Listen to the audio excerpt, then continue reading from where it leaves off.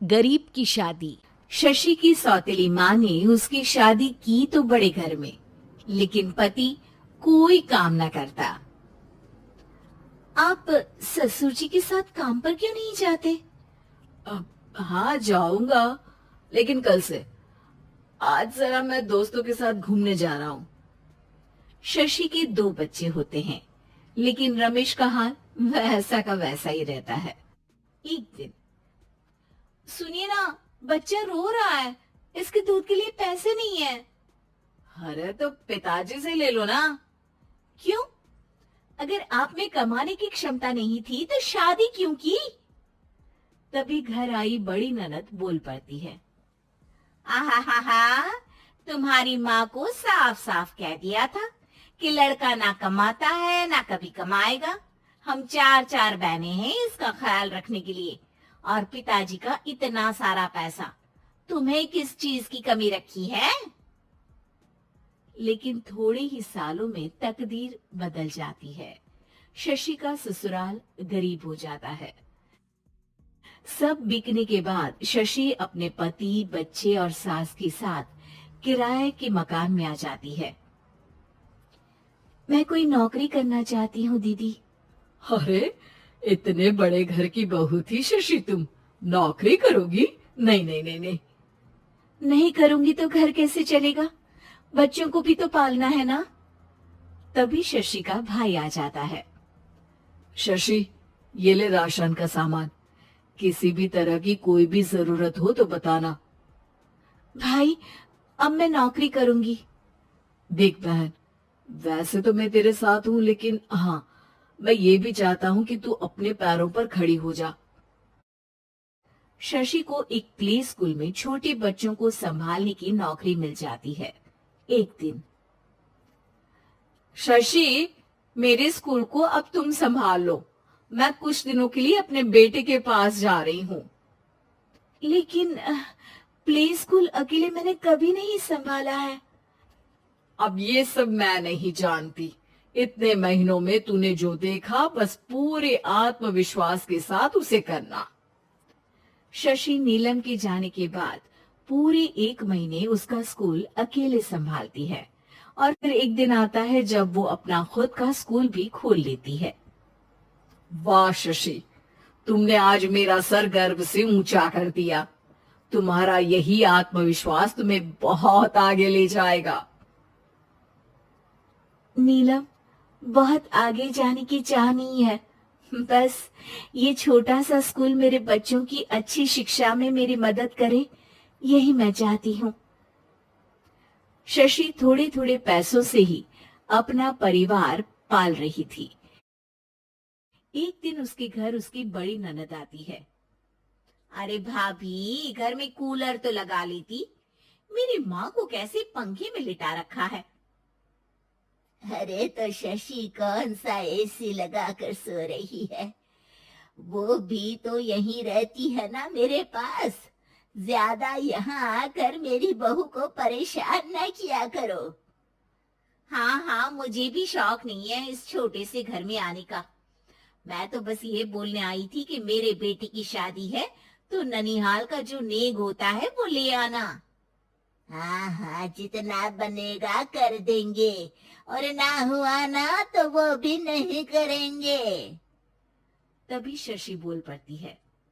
अरे नहीं नहीं माँ जी, रीटा घर की बेटी है, उसके ससुराल वाले उससे शादी पर पूछेंगे कि मायके से क्या मिला।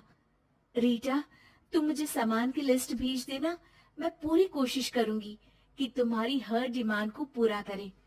अच्छा, मैं खाना लगाती हूँ। शशि ये बोलकर किचन में चली जाती है। धीरे धीरे कर शशि किसी न किसी तरह अपनी सारी ननदों की डिमांड भी पूरी करती, बच्चों की ख्वाहिशें भी, और उनकी पढ़ाई के लिए पैसे जोड़ती। एक दिन जब शशि का बेटा 12वीं पास करके आता है। माँ, अब तुझे काम करने की जरूरत नहीं है। मैं अब कोई ना कोई नौकरी करके पढ़ाई भी साथ कर लिया करूंगा। शशि को लगता है कि बेटा और आगे पढ़ाई करे, लेकिन वक्त की मार के कारण वो बेटे को काम के लिए हाँ कर देती है। अब बेटा एक बैंक में चपरासी बन जाता है। है लड़का, देखने में तो बड़ा अच्छा है, अंग्रेजी भी पटर पटर बोलता है, फिर चपरासी क्यों? लड़का सारी बात मैनेजर को बता देता है। अच्छा, तो मैं तुझे एक मौका देता हूँ, तू यहाँ रहकर दूसरे डिपार्टमेंट का भी काम सीख। अगर तू किसी एक का भी काम अच्छे से सीख गया तो मैं तुझे यहाँ टेबल चेयर में बैठने वाली नौकरी दे दूंगा। लेकिन एक दिन शशि की ननद उसे फोन करती है। अरे भाभी, देखो मायका तो मेरा तुम लोगों से ही है।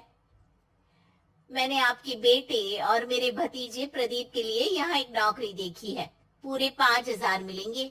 वैसे करता ही क्या है, चपरासी ही तो है ना। कोई बात नहीं रीटा, मैं उसे इस शहर के बाहर नहीं भेजना चाहती हूँ, बाकी वो शाम को आएगा तो मैं पूछ लेती हूँ। वहीं प्रदीप मैनेजर की बात से खुश हो जाता है और मैनेजर के काम पर ही नजर रखने लगता है। वो उनकी तरह के पेपर पढ़ता, काम करता और आने वाले लोगों की बातें सुनता। एक दिन बैंक में ऑडिट वाले आते हैं। ये गलत है, पूरी बैलेंस शीट नहीं मिल रही है, कहीं ना कहीं गड़बड़ है। ए मैनेजर, क्या करते हो? बैंक के पैसों का हिसाब सही नहीं है। मैनेजर के पसीने छूट जाते हैं। तभी प्रदीप वहां जाता है। अब क्या मैं ये बैलेंस शीट देख सकता हूँ?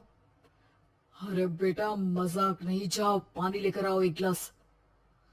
प्रदीप मैनेजर को पानी लाकर देता है और फिर ऑडिटर से कहता है, देखिए सर, मैं आपको बता सकता हूँ कि कैसे बैलेंस शीट को आप लोग गलत तरीके से जोड़ रहे हैं। ऐसा बोलकर प्रदीप एक एक कर सारे डाउट क्लियर कर देता है। अरे हाँ, ये तो पॉइंट हमने देखे ही नहीं थे। गुड, कौन है ये बच्चा? तभी मैनेजर बोल पड़ता है, अब हमारे यहाँ अकाउंट में नया आया है। ऑडिटर के जाने के बाद, वाह प्रदीप, आज तो तुमने मेरी नौकरी बचा ली। और आपने भी तो मेरी नई नौकरी लगा दी, अकाउंटेंट की। बस फिर क्या था, प्रदीप ने एक बार जो सफलता की सीढ़ी चढ़ी, बस चढ़ता ही चला जाता है। फिर एक दिन शशि की ननद, अरे भाभी कैसी हो? घर को तो बड़ा ही सुंदर चमका रखा है। अरे बेटी, कैसे आना हुआ? तू तो इस छोटे से घर में आना भी नहीं चाहती थी, कोई खास काम है क्या?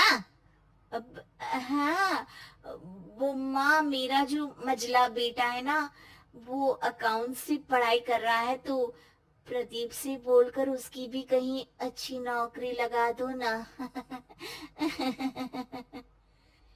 सास और शशि समझ जाते हैं कि कैसे पैसे आते ही लोगों के बात करने के तरीके से लेकर रिश्ते निभाने तक में बदलाव आ जाता है।